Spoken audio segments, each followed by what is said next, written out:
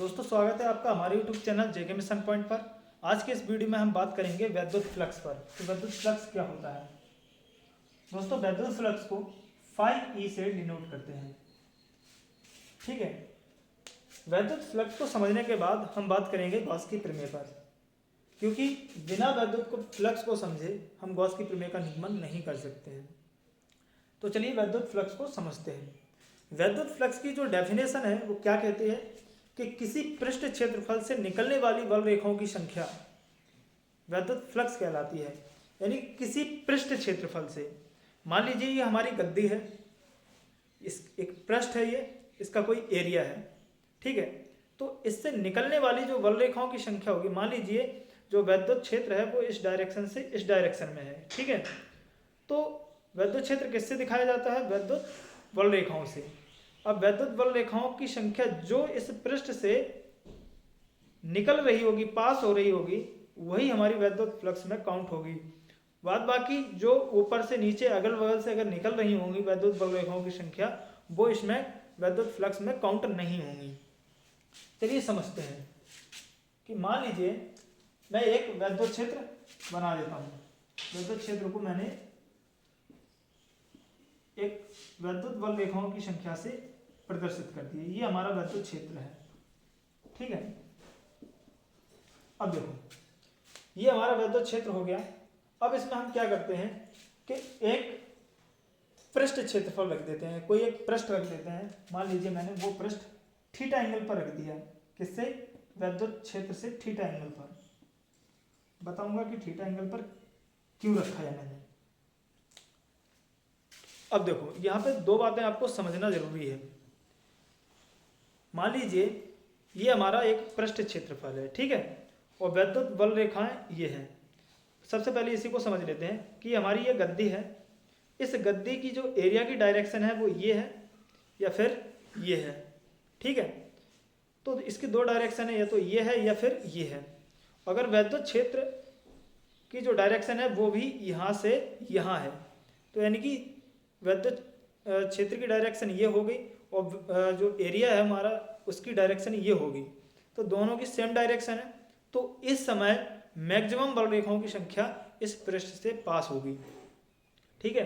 अच्छा, जैसे ही मैं इसको थोड़ा ऐसे टिल्ट कर देता हूँ या फिर ऐसे कर देता हूँ, तो कुछ वैद्युत बल रेखाओं की संख्या अब कम हो गई होगी। इससे निकलने वाली जो वैद्युत बल रेखाओं की संख्या होगी वो कम हो गई होगी। अब इसको थोड़ा ऐसे और टिल्ट कर देते हैं, तो इस समय क्या होगा, जो एरिया की डायरेक्शन है वो ये हो गई और वैद्युत क्षेत्र की जो डायरेक्शन है वो ये है, ठीक है। तो ये है एरिया की डायरेक्शन और ये है वैद्युत, दोनों एक दूसरे के कैसे हैं? परपेंडिकुलर है।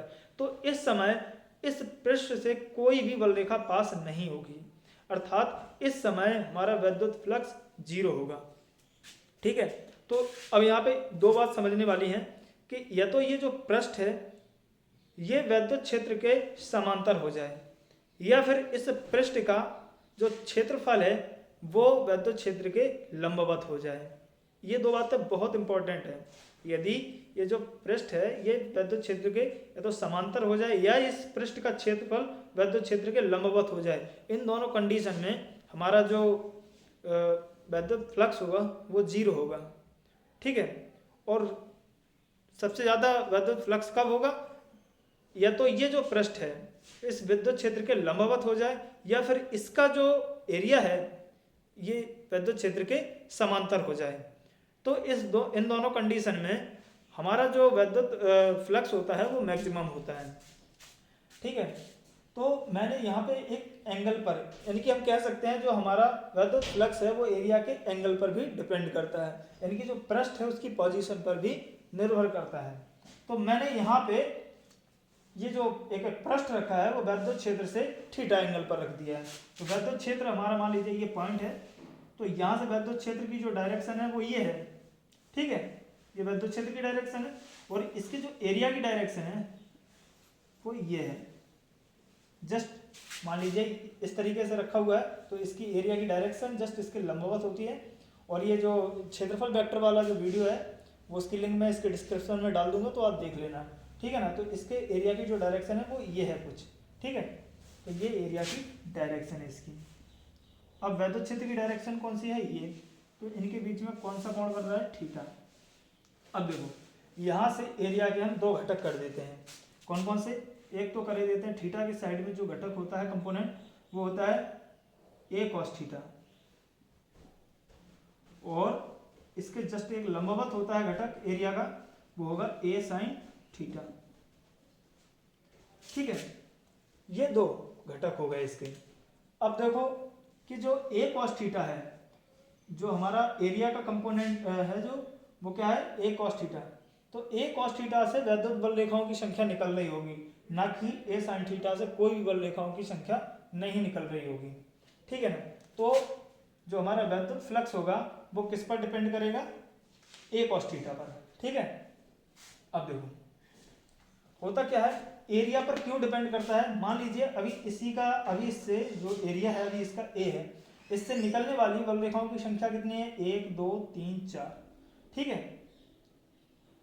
अगर मैं इसी एरिया को थोड़ा ऐसे बढ़ा देता हूं, ऐसे बढ़ा दिया, तो अब इससे निकलने वाली बल रेखाओं की संख्या क्या हो जाएगी, 1 2 3 4 5। पहले 4 थी अब 5 हो गई। ठीक है ना। तो एरिया बढ़ाने पर भी हमारा वैद्युत फ्लक्स क्या होता है, बढ़ जाता है, पहली बात। दूसरी बात क्या है, अगर वैद्युत क्षेत्र की जो तीव्रता है अगर इसको बढ़ा दी जाए, वैद्युत क्षेत्र की तीव्रता को कैसे बढ़ाया जा सकता है, वैद्युत बल रेखाओं की जो संख्या होगी उनको हम थोड़ा और सघन कर देंगे, यानी कि वैद्युत बल रेखाएं जो होंगी वो और सघन हो जाएंगी, तो हमारा वैद्युत क्षेत्र प्रबल हो जाएगा। अगर वैद्युत बल रेखाएं अगर सघन हो गई, मान लीजिए ये हमने वैद्युत बल रेखा बना दी, ये बना दी दिखाने के लिए जस्ट। ठीक है। तो अब वैद्युत बल रेखाएं कितनी हो रही हैं पास, 1 2 3 4 5 6, यानी कि पहले से ज़्यादा हो रही हैं। तो वैद्युत बल रेखाओं की संख्या बढ़ा देने से या उनको सघन कर देने से क्या होता है, हमारा वैद्युत क्षेत्र, वो वैद्युत फ्लक्स बढ़ जाता है। ठीक है। तो वैद्युत क्षेत्र की तीव्रता बढ़ाने से भी, यानी कि वैद्युत क्षेत्र की जो प्रबलता है उसको बढ़ाने से भी हम क्या कर सकते हैं, अपने वैद्युत को बढ़ा सकते हैं। यानी कि जो वैद्युत फ्लक्स होता है वो दो चीजों पर डिपेंड करता है। पहला किस पे करेगा, वैद्युत क्षेत्र की तीव्रता पर। ठीक है। जो दूसरा है वो है ए कॉस थीटा। ये ए कॉस थीटा यानी कि जो एरिया हमारे वैद्युत क्षेत्र के समांतर होगा उस पर ही डिपेंड करती है। तो कौन सा समांतर हमारा, ए कॉस थीटा वैद्युत क्षेत्र के समांतर है। तो यहाँ पे जो फ्लक्स है वो किस पर डिपेंड करेगा, ए कॉस थीटा पर। तो ए कॉस थीटा पर भी ये डिपेंड करता है। चलो इसके परिमाण पर डिपेंड करता है, मैं परिमाण पे बात करता हूँ। ठीक है, वेक्टर नहीं लगाते हैं। तो यहाँ से इन दोनों समीकरण को हम क्या करेंगे, मिला देंगे। तो समीकरण फर्स्ट व सेकंड को मिलाने दें।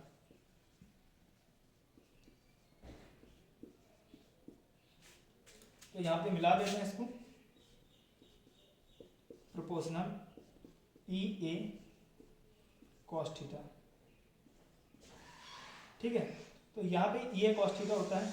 अब जब हम ये प्रोपोर्शनल हटाएंगे तो एक नियतांक के आएगा,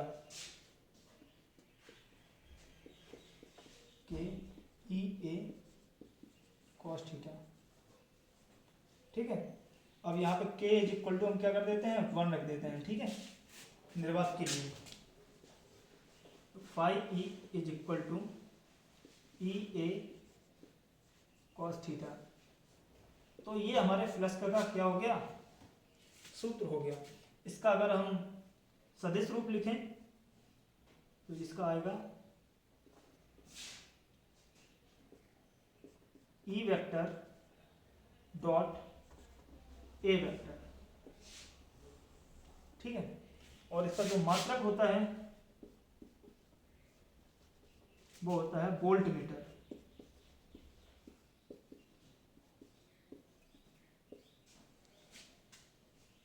आई होप ये फॉर्मूला आपको समझ में आ गया होगा।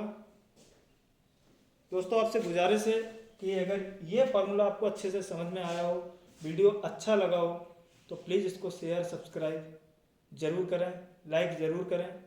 ठीक है। और मिलते हैं नेक्स्ट वीडियो में नेक्स्ट कॉन्सेप्ट के साथ। जिसमें हम पढ़ेंगे गॉस की प्रमेय।